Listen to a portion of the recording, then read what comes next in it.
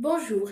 Dans le monde des marchands de biens, la vitesse et la réactivité sont les clés du succès. Quand tu déniches une opportunité sous le prix du marché, tu n'as pas le temps d'attendre. Si tu hésites trop longtemps, un autre opérateur ou un particulier réactif signera à ta place. Mais comment faire pour bloquer immédiatement un bien exceptionnel alors que ta nouvelle société est encore en cours d'immatriculation au greffe? Tu n'as pas encore validé l'intégralité de ton plan de financement avec ton banquier ou ton associé. Tu hésites à porter le projet seul ou à le co-investir avec un confrère. C'est là qu'intervient l'outil juridique le plus puissant et le plus sous-estimé des contrats immobiliers, la clause de substitution. Voici comment fonctionne cette arme secrète, comment l'intégrer à tes compromis de vente et pourquoi elle te permet de sécuriser tes opérations avec un risque proche de zéro. Premièrement, qu'est-ce que la clause de substitution? Par défaut, un compromis de vente est un engagement bilatéral strict. La personne physique ou morale qui signe le document chez le notaire s'engage personnellement à acheter le bien. Si elle ne le fait pas, elle s'expose à de lourdes pénalités financières, généralement fixées à 10% du prix d'achat. La clause de substitution est une ligne insérée dans le compromis de vente qui te donne le droit de transférer l'intégralité de tes droits et obligations d'acheteur à une autre personne physique ou morale de ton choix. La formule type est: l'acquéreur aura la faculté de se substituer toute personne, physique ou morale, sans que cette substitution ne puisse dégager le signataire initial de ses obligations envers le vendeur.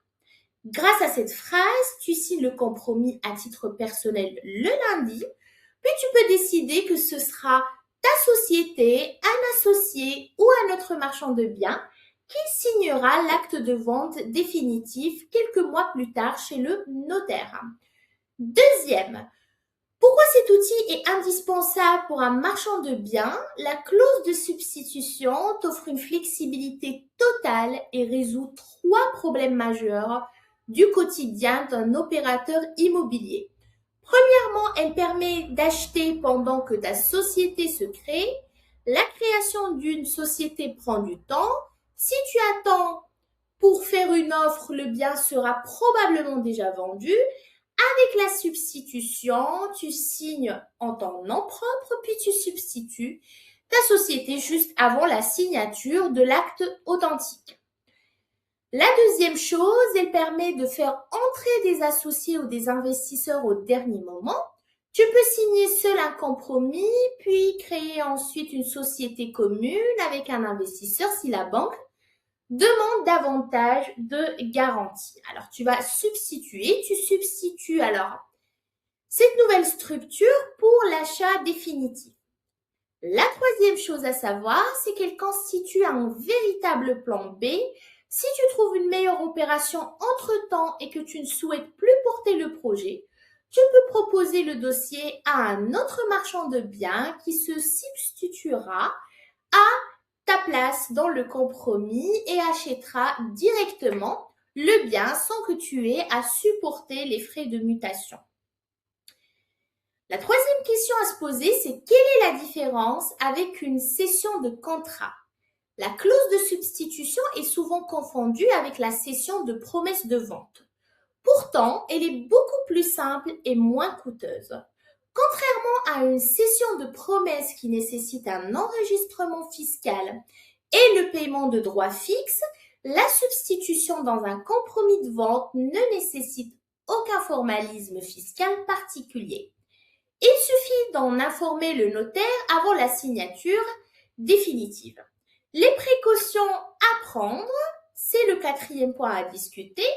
Pour que le vendeur et le notaire acceptent facilement cette clause, il faut les rassurer. La rédaction prévoit généralement que le signataire initial reste garant des obligations envers le vendeur. Cela évite toute inquiétude sur la solvabilité de la société qui sera substituée.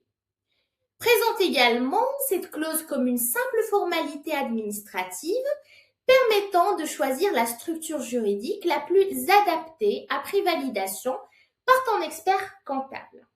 En conclusion, la clause de substitution est l'un des meilleurs outils du marchand de biens. Elle te permet de bloquer rapidement une opportunité, de gagner du temps pour organiser ton financement, de finaliser la création de ta société et d'adapter la structure d'acquisition au dernier moment. Si tu veux sécuriser tes opérations et conserver un maximum de flexibilité, ne signe plus jamais un compromis de vente sans prévoir une clause de substitution.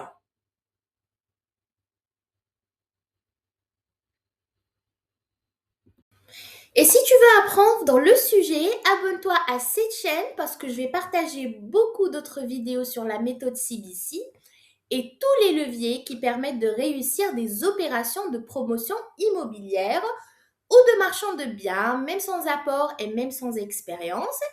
Écris en commentaire « Je veux rejoindre le groupe privé » puis suis le lien dans notre description pour faire ta demande, c'est entièrement gratuit.